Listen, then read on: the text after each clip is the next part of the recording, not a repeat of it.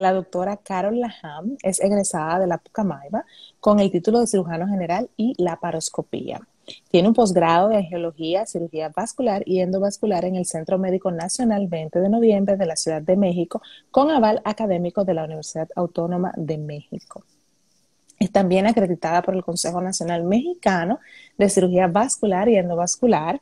También es miembro activo de la Sociedad Latinoamericana de Cirujanos Endovasculares. Es miembro activo de la Unión Internacional de Angiología, con participaciones como expositora y publicaciones en congresos internacionales, así como miembro activo de la Sociedad Dominicana de Cirugía Vascular y Endovascular. Así que muchas gracias, doctora, por estar con nosotros hoy. Gracias a ustedes siempre. Bueno, pues vamos a empezar inmediatamente con el tema de hoy, que lo tenemos ahí posteado para todos los que nos están siguiendo. Doctora, cuéntenos así como en idioma paciente, ¿qué es el síndrome postrombótico? Bueno, inicialmente un paciente cuando ha sufrido una trombosis, que es la presencia de coágulos dentro de las venas, sobre todo de las piernas, se producen muchos cambios en el cuerpo. Realmente la pierna luego de que sufre una trombosis nunca vuelve a ser lo normal, nunca vuelve a 100% a ser lo que era antes. Entonces, esto va acompañado de muchas situaciones, muchas molestias, muchos síntomas que el paciente va a ir experimentando. Inicialmente con la trombosis el paciente presenta un edema importante de la pierna, cambio de temperatura, aumento del tamaño y pesantez, cansancio, imposibilidad para los movimientos. Inclusive en algunos casos puede tener hasta dificultad respiratoria si el coágulo llegara a moverse. Entonces, inicialmente es muy importante, partiendo desde el proceso día uno en el que ocurre la trombosis, para poder entender el proceso de lo que sería el síndrome postrombótico. Entonces, a este momento, cuando tenemos la trombosis en la pierna, importante, desde el día uno recibir un manejo adecuado. Ahí comenzamos con tratar de evitar el síndrome postrombótico. Entonces, para entender lo que es el síndrome, son todos los síntomas que el paciente va a tener posterior a la trombosis. Estos van a ir dados similares a que un día más que otro la pierna se va a hinchar aunque vuelva a la normalidad. Va a tener sensación de cansancio, pesantez, la pierna va a tener limitaciones a los movimientos y hay una respuesta circulatoria a lo que sería la trombosis, y es que el mecanismo compensatorio que produce el cuerpo es la fabricación, por así decirlo, de múltiples venas y la pierna se va a llenar de varices. Eso puede traducir en un futuro mayor edema todavía, insuficiencia venosa de todo el sistema y por consiguiente la formación de úlceras, que ahí es cuando ya prácticamente se le diagnostica el síndrome postrombótico a todos los pacientes. ¿Por qué? Porque es la manifestación más evidente de que el paciente tiene un problema circulatorio. En el momento inicial la trombosis puede pasar por alto, es muy bien confundida con una celulitis o lo que también conocemos como que el paciente le dio erisipela. Siempre es algo Ujú. que le preguntamos a todos los pacientes porque por ahí es donde nos orientamos a que pudo haber sido una trombosis y pasar por alto. Entonces ya cuando el paciente llega con el edema, dolor, el tobillo rojo, la pierna hinchada, que no puede mover bien, no puede caminar bien, que tiene una úlcera inclusive, entonces ya en ese momento es cuando tenemos el síndrome postrombótico. Me gustaría que aclarara el término de celulitis, porque no vayan a pensar los pacientes que la doctora está refiriéndose a la celulitis que tiene que ver con la grasa localizada, ¿verdad? Que está como muy superficial. La doctora habla de Sí. una infección en las células. Entonces, yo quisiera que usted explique, de la piel, yo quisiera, doctora, que usted le explique ese caso, esa clínica, cómo es que se ve esa pierna cuando ya tiene la celulitis, el cambio de la temperatura, la coloración, etcétera. De acuerdo, bueno, la celulitis es cuando tenemos la piel frágil por cualquier razón. En el caso de las trombosis, la piel se va a estirar muchísimo y va a perder su capacidad de protección en contra de los microorganismos que tenemos en el exterior. Las bacterias les encanta el calor, les encanta el agua, y en las trombosis tenemos las dos cosas. Tenemos tanto el calor por el aumento de la temperatura, de la presencia de mucha sangre en la pierna, y tenemos el líquido, que bueno, es la sangre. Entonces, a la piel estar muy estirada, las bacterias tienen una mayor facilidad para entrar y se alojan en la grasita debajo de la piel. Es lo que llamamos celulitis. Eso puede ocasionarse en las trombosis, pero también puede ocasionarse por cualquier otra condición general que ponga en edema la pierna, o que reciba una herida, o que reciba un golpe. Ante cualquiera de esas cosas también se puede producir una celulitis, no necesariamente en las trombosis. En el caso de las trombosis es por eso. Entonces, muchas infecciones a repetición en la piel es lo que la gente conoce como erisipela. Entonces, es confundida con lo que sería la trombosis y el síndrome postrombótico. Oh, doctora, es sumamente importante porque de la mano a eso va que cuando los pacientes tienen la erisipela, pues entonces se ponen, he visto yo, no sé si usted lo ha visto, hasta salsa de tomate en la pierna, en vez de ir donde, Pasta de o ponte diente esa también, pasta, sí. lapicero, Lapicero, ay Dios mío, esa no me la sí, sabía, marquitas sí. de lapicero también, sí, esa va. Wow. Y lo no, vamos a hablar ahora de nuestro folclore nacional. Incluso yo he escuchado que le dicen a la gente, tú tienes que ensalmarte esa pierna. ¿Usted ha Sí, oído por eso, doctora? supuesto. Sí, Sí, entonces, siempre. Todos mis pacientes se ensalman, oh Dios pero santo. como quiera tienen que Entonces, tomarse el tratamiento. usted le dice, haga lo que usted quiera, pero venga a hacer el Sí, pero el seguimiento tratamiento. científico adecuado. Por supuesto, por supuesto. Sí, sí, Bueno, sin doctora, problema. entonces, doctora, entendemos que el síndrome postrombótico es esa hinchazón, ¿verdad? Que normalmente es en la pierna que tiene el trombo, que no es una Así hinchazón es. bilateral, ¿verdad? Que es bueno saber Sí. eso, porque a veces los pacientes se asustan porque ven que tienen las dos piernas hinchadas, sobre todo si han viajado, si se han montado en un avión y llegan con la hinchazón. Entonces, una cosa para saber que no es un trombo es que es en una pierna, ¿verdad? Sí. ¿Verdad? La hinchazón es en una Sí, pierna. normalmente cuando Ok, ocurre la trombosis es en una pierna y de forma súbita se comienza a hinchar la pierna casi al doble de la contralateral. Un poquito de edema no es una trombosis, tiene que ser una hinchazón importante, que se vean diferentes las dos piernas, pero significativamente. ok. Doctor, entonces, ¿cuáles son las razones por las que le puede dar un trombo a una persona? Para ver primero cómo se desarrolla la enfermedad antes de llegar allá al síndrome postrombótico. ¿Cuáles son esos factores de riesgo o razones por las que una persona le da un trombo? Las trombosis son frecuentes en los pacientes que duran mucho tiempo acostados o que por alguna razón necesitan estar acostados, ya sea por después de una cirugía importante, las fracturas, cuando nos ponen los yesos. También hay factores de la coagulación, problemas de la sangre, propiamente como tal, que hay unas células que favorecen a que se formen los coágulos, y eso es un poquito más especializado. Y también los pacientes que tienen enfermedades malignas, como tumores, la sangre se vuelve un poquito más espesa y por eso es necesario, por eso es frecuente que se produzcan coágulos. Pero las razones más importantes son esas: durar mucho tiempo acostado por posterior a un procedimiento y las inmovilizaciones por fracturas. También el embarazo es un estado protrombótico, es alto riesgo para esas cosas. Y bueno, lo que se maneja normalmente es la prevención, pero eso ya de acuerdo a cada área y de acuerdo a cada paciente. Claro, claro. Entonces, algo muy importante es que cuando tenemos un paciente que puede tener factores de riesgo, la compresoterapia es un detalle muy, muy importante. Realmente el mecanismo principal que tenemos para evitar que se formen los trombos o que se forme un coágulo, que se forme una trombosis, y también para tratar el síndrome postrombótico es el uso de las medidas de compresión. Realmente es la manera preventiva, si sabemos que podemos estar en un riesgo, es utilizar las medidas de compresión.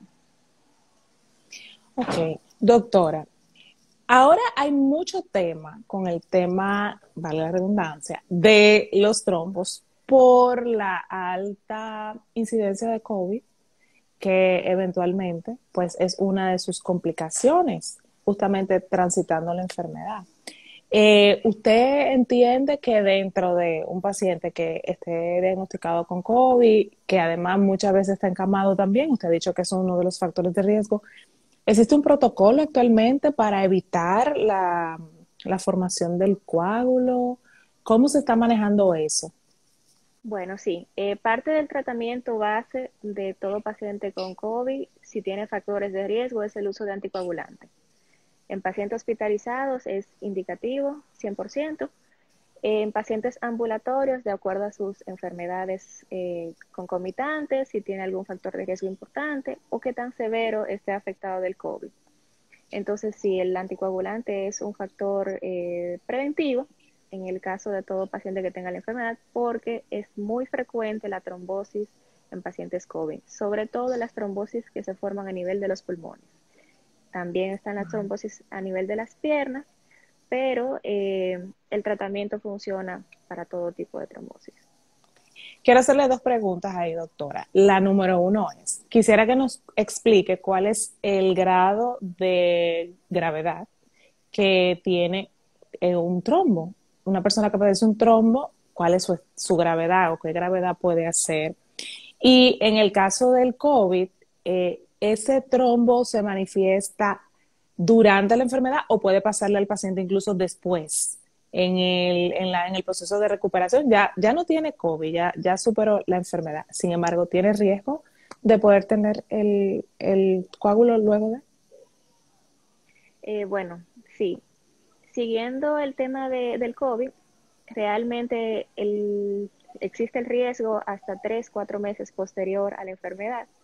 Entonces el tratamiento se extiende por un periodo aproximado, como les repito, en pacientes con factores de riesgo. Pero un detalle muy importante y es que lamentablemente todavía no sabemos todo lo que nos puede causar el COVID. Entonces, como es una enfermedad que estamos descubriendo, que estamos aprendiendo a manejar, eh, establecemos un margen seguro en los primeros meses, pero no podemos descartar que en un futuro pueda ser ocasionado, que sea un poco difícil de probar de que la causa haya sido el COVID, mientras más meses pasan, mientras más tiempo pasa de haber tenido el episodio, sí es difícil, pero no vamos a poder demostrar realmente que esa fue la causa. Ahora sí puede ocasionarlo en un futuro, porque lamentablemente no sabemos todo lo que puede presentarse con la enfermedad. Y en cuanto a lo de la gravedad de la presencia de los trombos, bueno, el trombo normalmente se aloja cerca de las válvulas de las venas. Vamos a imaginarnos en la pierna, la parte donde el muslo se une a la cadera, que es la ingle. En este segmento tenemos una vena muy importante, que es el principal sitio donde se pueden alojar los coágulos, por una condición anatómica de la circulación, que realmente, bueno, vamos a darle por el hecho de que ocurren ahí. Entonces, Ok. los coágulos pueden viajar, pueden moverse y directamente pasar a la circulación de los pulmones. Entonces, ¿por qué se pueden mover? Porque la misma sangre los está empujando. La función de las venas es subir la sangre de los pies al corazón y pasarla por los pulmones para que se limpien y tomen oxígeno. Entonces, en ese movimiento que realiza la sangre para empujarse hacia el pulmón, el coágulo también se puede ver arrastrado. Cuando el coágulo es importante y se tapa una de las venas principales de los pulmones, entonces en ese momento tenemos una afectación importante pulmonar y el paciente pudiera inclusive dejar de respirar. Eso afecta la condición cardíaca, el corazón sufre y en algunas ocasiones tenemos lo que es conocido ya como la tromboembolia pulmonar, que puede provocar un paro cardiorrespiratorio instantáneo, dependiendo de qué tan importante sea la cantidad de coágulos que viajen a los pulmones. Eso es sumamente peligroso, tiene una alta mortalidad. Entonces realmente sí es importante la prevención del tromboembolismo y la prevención de la trombosis. Gracias a Dios, doctora, que nuestro tema se llama síndrome postrombótico, es decir, que hay pacientes que superan el trombo y por eso tenemos un Exactamente, síndrome postrombótico, ¿verdad? Entonces no estamos diciendo exactamente. que, ¿verdad que sí? O sea, según el manejo Sí, que le puedan dar ustedes, los cirujanos vasculares y endovasculares, pues entonces el paciente se estabiliza, el paciente, me imagino que habrán procedimientos quirúrgicos, ¿verdad, doctora? Procedimientos menos sí. invasivos. ¿Cómo se maneja esa parte? Realmente, realmente lo menos frecuente es lo que acabamos de hablar. Eso es lo más grave que puede ocurrir. pero gracias a Dios sí es lo menos frecuente porque se identifica a tiempo la trombosis porque da muchas manifestaciones. Es muy evidente tú saber que tienes una trombosis, viendo una pierna sumamente grande, algo pasa. Y el paciente, al tener tantas molestias, acude rápido al hospital. O sea que esa parte nos ayuda muchísimo a que se pueda prevenir todas las demás complicaciones que hablamos. Entonces, pasando a la parte más frecuente de que la Doctora, pierna discúlpeme un se hinche. segundito ahí. Discúlpeme un segundito ahí. Entonces, es bueno, siguiendo la línea de lo que dice, significa que el paciente no es que inmediatamente tiene el trombo, va a venir la emergencia de llegar hasta los pulmones, sino que da tiempo, ¿verdad?, a que ustedes puedan hacer la intervención del paciente, que puedan recibirlo, etcétera. En la mayoría de los casos así es, sí. Okay. Hay maneras que inmediatamente el trombo se forma en los pulmones o viaje de forma inmediata. Es muy raro, sí ha pasado, pero no es lo frecuente. Entonces Perfecto. sí, normalmente sí nos da chance de que el trombo se pueda identificar, se pueda tratar y podamos evitar las complicaciones. Ok, doctora. Entonces, Excelente. bueno, lo que hablábamos era de cómo tratarlo.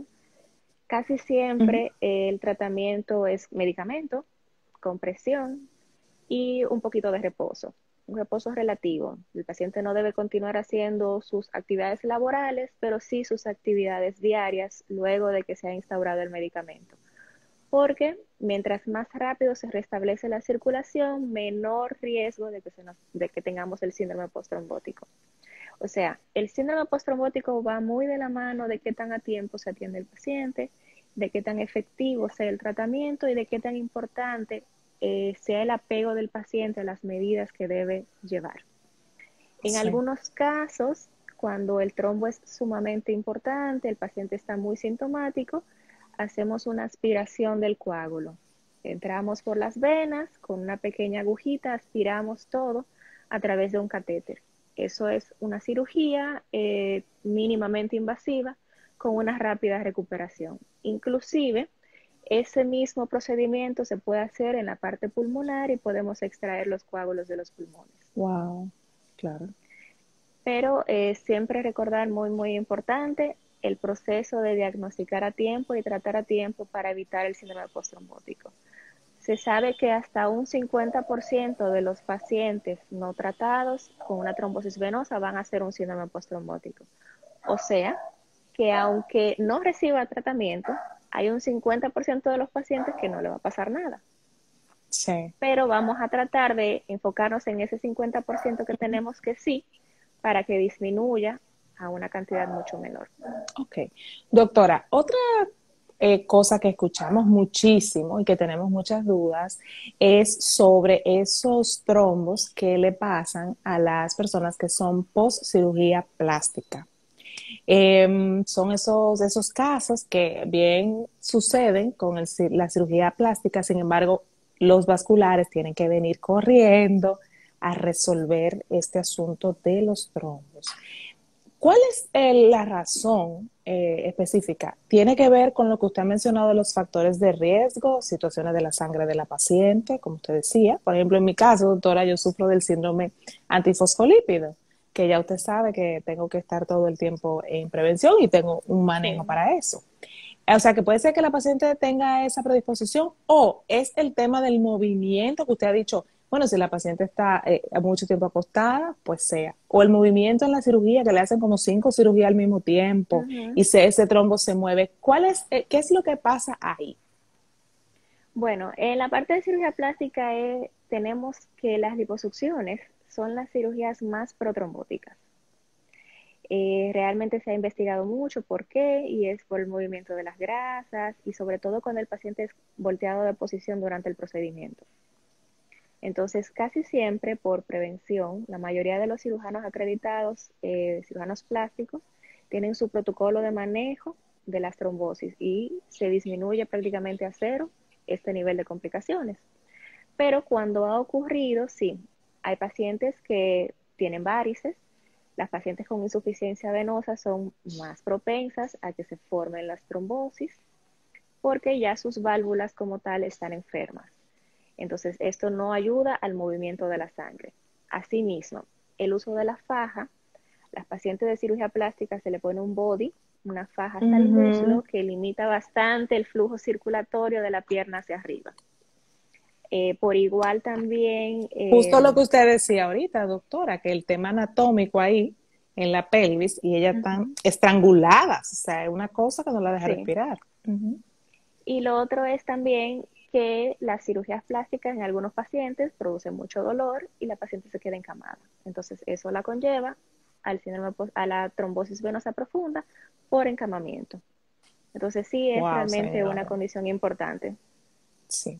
Ok, doctora, entonces vimos todo el proceso del paciente, ¿verdad? Para llegar al trombo, las razones, las predisposiciones que existen. Y ahora se me ocurre entonces preguntarle, usted nos decía, bueno, gracias a Dios de esos pacientes, solo el 50% es que se queda con el diagnóstico del síndrome postraumático. A esos pacientes, doctora, ¿este síndrome es para siempre? ¿Es tipo la misma insuficiencia venosa que se puede controlar, más no es una enfermedad que se cura? ¿Va toda la vida a padecer? ¿Y hasta dónde, en el caso de, se puede devolver al paciente a un estadio como que su calidad de vida sea óptima? Bueno, sí, como empezamos al inicio de la conversación, bueno, desde que una paciente o un paciente tuvo una trombosis, la pierna nunca vuelve a la normalidad. Logramos que sea lo más parecido posible a antes de la trombosis, pero siempre esa pierna va a dar algún tipo de inconvenientes, que pueden ser muy mínimos si recibe el tratamiento a tiempo o pueden ser muy severos, como hasta llegar a la formación de úlceras, que son bastante dolorosas a nivel de la pierna, que pueden ser duraderas por varios años hasta lograr cicatrizar, inclusive ameritar intervenciones, cirugías, para poder cicatrizar esa úlcera. Entonces, sí, es para toda la vida después de que el paciente tiene una trombosis. ¿Qué tanto se va a afectar? Bueno, ¿qué tanto tiempo tarda el coágulo en deshacerse?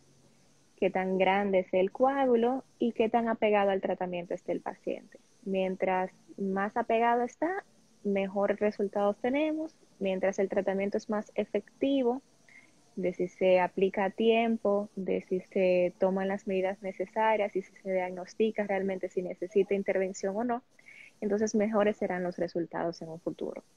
Es muy variable, la verdad, cada paciente Ujú. hay que individualizarlo porque hay muchísimas razones por las cuales pueden ocasionarse todas las variables y mezclarse hasta llegar a complicar, pero también todas las variables se pueden mezclar y que el paciente le vaya bien. O sea que vamos a ser positivos en esa Sí, parte. así mismo, porque ya lo dijimos, ¿verdad? Si hay un síndrome postrobótico es que se puede solucionar. Entonces, doctora, Exactamente. voy a pasar a decirle algunos comentarios que han ido dejando a medida que hemos ido conversando. También tenemos algunas preguntas y aprovecho ¿De para el que acuerdo? tenga preguntas en este momento, también pueda irmelas dejando en la cajita porque vamos a entrar a esa sesión de preguntas y respuestas. Dice ahora Milena Castro López, caminar por las mañanas para evitar los trombos. Es una pregunta. Caminar siempre va a ser muy, muy bueno para la circulación venosa y la arterial. Entonces, no necesariamente tiene que ser por la mañana, pero si prefiere hacerlo en la mañana, sí. Recomendamos que al menos 30 minutos todos los días, si puede más, mucho mejor, pero es importante hacerlo como un hábito. El movimiento que realiza el pie y la pierna al caminar empuja la sangre hacia arriba y eso mantiene el movimiento activo de lo que es la circulación venosa en las piernas. Entonces, de esa manera sí se disminuye significativamente el riesgo de trombosis y también el riesgo de insuficiencia venosa, que es sumamente importante. Muy bien. También dice, doctora, ¿inyectarse las venas para quitar las famosas arañitas en las piernas es saludable o aumenta la posibilidad de trombos? Y por otro lado, con insuficiencia venosa, ¿es recomendable caminar? Bueno, sí, como decíamos, con insuficiencia venosa es sumamente recomendable caminar. El ejercicio, todo ejercicio aeróbico es muy bueno, tanto en gimnasio, pero que no tenga que ver con pesas, elíptica, bicicleta, correr, todo lo que sea cardiovascular, ejercicios cardiovasculares están excelentes.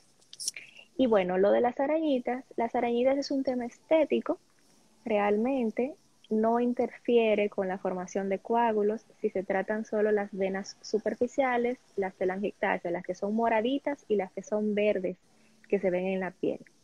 Las venas profundas también se inyectan, pero esas sí pueden ocasionar cierto nivel de complicaciones dependiendo de...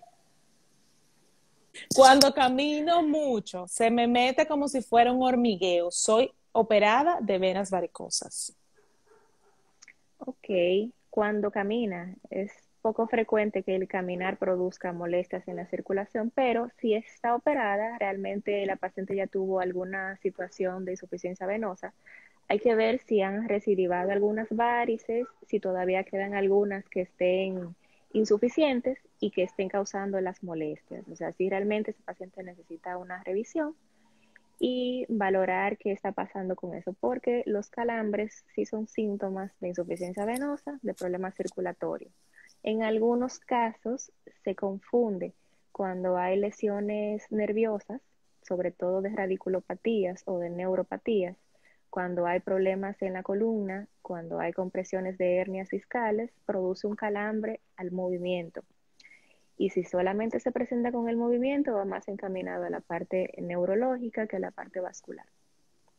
Dice Jamie Fernández, ¿qué es el síndrome de plaquetas pegajosas? ¿Es una causa de trombosis? Bueno, esa es una de las condiciones de problemas de la sangre propiamente dicha, que sí pueden favorecer la formación de trombos. Esto es cuando las células, bueno, las plaquetas, se adhieren de una forma anormal, o sea, no están haciendo su función como va, y sí pueden favorecer trombosis. Normalmente estos pacientes están tratados con hematología. Si llevan su tratamiento, realmente el índice de trombosis es bajo. Después de una operación de insuficiencia venosa profunda, ¿mejora o vuelve el problema? Después de una operación, bueno, hay algo muy importante. En la pierna tenemos muchos tipos de venas. Tenemos las venas profundas, que son en las que ocurren las trombosis importantes de las que estamos hablando. También están las venas superficiales, que son las que normalmente se operan cuando nos operan de varices. Estas son las que llamamos venas afenas. Así también hay varias en la pierna que están eh, debajo de la piel, dentro de la grasita. Las profundas están cerca del hueso, próximas a los músculos, esas son asimismo más profundas. Esas normalmente no se operan. Si el paciente tiene insuficiencia de las venas profundas, no debe operarse. Es lo mismo que un paciente que haya tenido una trombosis y que se llene la pierna de varices, tampoco debe operarse, porque todas las varices superficiales que estamos viendo están haciendo la función de la vena profunda que no está funcionando. Entonces, si operan un paciente que tiene insuficiencia del sistema profundo y le quitamos las afenas, que son las venas superficiales, el paciente va a tener más molestias, porque estamos complicando la situación que produjo todas esas varices. No sé si vamos a aclarar bien esa Sí, parte. Jamie Fernández. Luego de un TEP, que me gustaría que me cuente qué es, porque no conozco el término, luego de un TEP y ya con una TBP e insuficiencia venosa, hay tratamientos para los trombos calcificados. Ok. TP es una tromboembolia pulmonar por sus siglas. Y TBP es la trombosis venosa profunda de la pierna. Entonces, si ya el paciente tuvo una tromboembolia pulmonar y tuvo una trombosis venosa profunda, evidentemente hubo un trastorno importante de coagulación. Entonces, el tratamiento de las trombosis que tienen una causa que podamos identificar no es para siempre, es hasta que podamos corregir la causa. Si el paciente tiene un problema de coagulación, como el problema de las plaquetas pegajosas, el problema del síndrome antifosfolípido, deficiencias de proteínas C y S, entonces eso sí conlleva un tratamiento de por vida porque es una condición que siempre va a existir. Entonces, en cualquier momento se puede provocar una trombosis si el paciente no está bajo vigilancia del tratamiento. Entonces, en los casos de que, por ejemplo, el paciente tuvo una trombosis por estar mucho tiempo acostado, no tiene ningún problema de coagulación, simplemente es una causa que identificamos que pasó aislada, nada que ver con el funcionamiento normal del cuerpo. Entonces, el tratamiento se deja por un periodo determinado Se hacen pruebas de laboratorio, valoramos los niveles de circulación, de coagulación, se hacen estudios controles y determinamos en qué momento se puede suspender el tratamiento. El tratamiento está dado para dos cosas. Número uno, deshacer el coágulo lo más pronto posible. Y número dos, restablecer la circulación, evitando que el coágulo se mueva y viaje a los pulmones y pase pues ya todo lo que hemos mencionado. Cuando ya el coágulo está crónico, está adherido a la pared, es prácticamente imposible removerse y no conlleva un mayor riesgo porque se vuelve parte de la pared de la vena. Entonces, ya de hecho, luego de un tiempo prolongado, ni siquiera es un coágulo como tal, es una fibrosis, una cicatriz que quedó dentro de la vena. No Entonces, representa ningún peligro. no representa peligro, sí hay que mantener vigilancia de disminuir los factores de riesgo para nuevas trombosis, porque sí es más propenso, pero no necesita un tratamiento como tal. Wow. Muy interesante. Doctor, usted sabe que creo que se me queda una pregunta y es la incidencia del tema de la trombosis. O sea, ¿qué estadísticas se manejan? ¿Son las mujeres más propensas a tener una trombosis o es el hombre? Sí, ¿Cómo es eso? realmente las mujeres son más propensas a tener una trombosis, tanto por factores genéticos, por factores de embarazo, como decía, por factores hormonales, los cambios de peso que favorecen a la insuficiencia venosa. Entonces, la insuficiencia venosa favorece a la formación de coágulos. Y bueno, los diferentes tipos de cirugía sí es igual tanto en mujer como hombres. Realmente las trombosis venosas se estima de que es de una en 100 pacientes de frecuencia. En algunos países varía y es muchísimo más frecuente. De hecho, ahora, como mencionábamos hace un rato con el tema del COVID, posterior a la vacunación, se Ujú. documentó de que la vacuna AstraZeneca estaba asociada a la trombosis. Bueno, realmente la estadística de la cantidad de pacientes que se han trombosado no es significativa para asociarla a que haya sido por la vacuna, porque realmente la incidencia de trombosis es muy alta. Ujú. Lo que pasa es que si no estamos vigilando y si no estamos documentando los casos, entonces pasan por desapercibido. Como le estamos dando el seguimiento a todo paciente vacunado, entonces ahora estamos viendo la realidad de qué tan frecuente es, pero no es diferente a la frecuencia que ya conocíamos que se presenta, o sea que sí es algo muy, muy frecuente. Bueno, estamos en Santiago, en el Hospital Metropolitano de Santiago. Trabajamos todos los días, en las mañanas y en las tardes operamos en la suite 804.